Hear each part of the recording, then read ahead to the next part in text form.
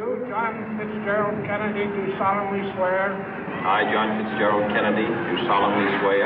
That you will faithfully execute the office of President of the United States. That I will faithfully execute the office of President of the United States. And will, to the best of your ability. And will, to the best of my ability. Preserve, protect, and defend the Constitution of the United States. Preserve, protect, and defend the Constitution of the United States. So help you God. So help me God.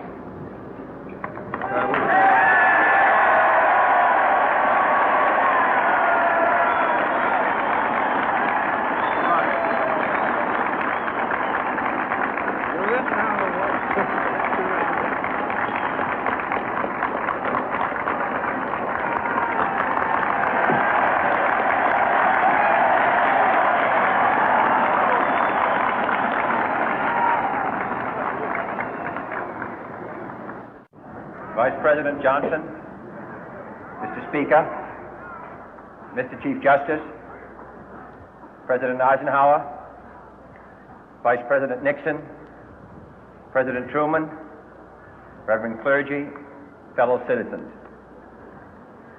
We observe today not a victory of party, but a celebration of freedom, symbolizing an end as well as a beginning, signifying renewal as well as change. For I have sworn before you and Almighty God the same solemn oath our forebears prescribed nearly a century and 3/4 ago. The world is very different now, for man holds in his mortal hands the power to abolish all forms of human poverty and all forms of human life. And yet the same revolutionary beliefs for which our forebears fought are still at issue around the globe. The belief that the rights of man come not from the generosity of the state, but from the hand of God.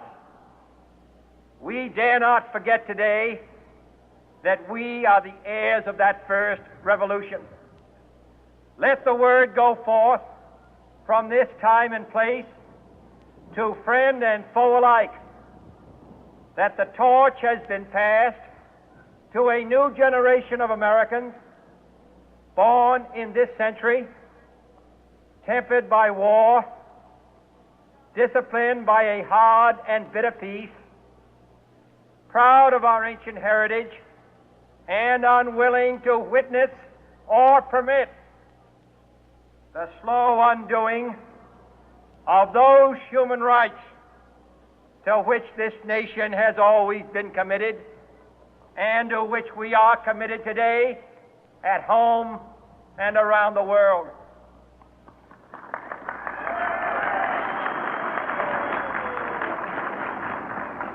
Let every nation know, whether it wishes us well or ill, that we shall pay any price, bear any burden, meet any hardship, support any friend, oppose any foe to assure the survival and the success of liberty.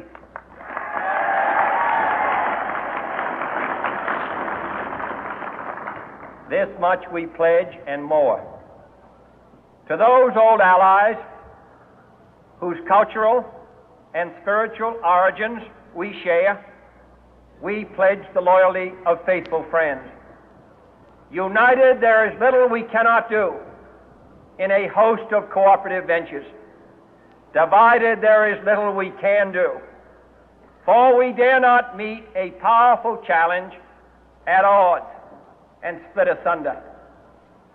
To those new states whom we welcome to the ranks of the free, we pledge our word that one form of colonial control shall not have passed away merely to be replaced by a far more iron tyranny. We shall not always expect to find them supporting our view, but we shall always hope to find them strongly supporting their own freedom, and to remember that in the past, those who foolishly sought power by riding the back of the tiger ended up inside.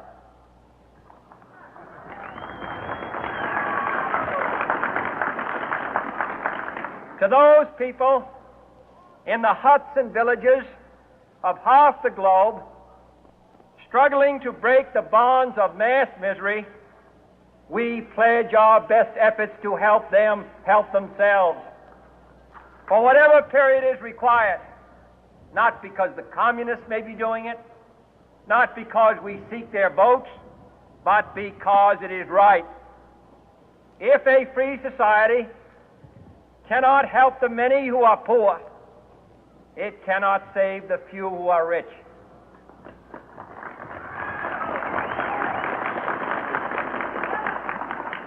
To our sister republics south of our border, we offer a special pledge to convert our good words into good deeds, in a new alliance for progress, to assist free men and free governments in casting off the chains of poverty. But this peaceful revolution of hope cannot become the prey of hostile powers. Let all our neighbors know that we shall join with them to oppose aggression or subversion anywhere in the Americas.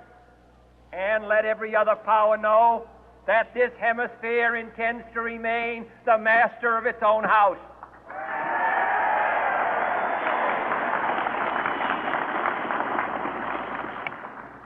To that World Assembly of Sovereign States, the United Nations, our last best hope, in an age where the instruments of war have far outpaced the instruments of peace, we renew our pledge of support to prevent it from becoming merely a forum for invective,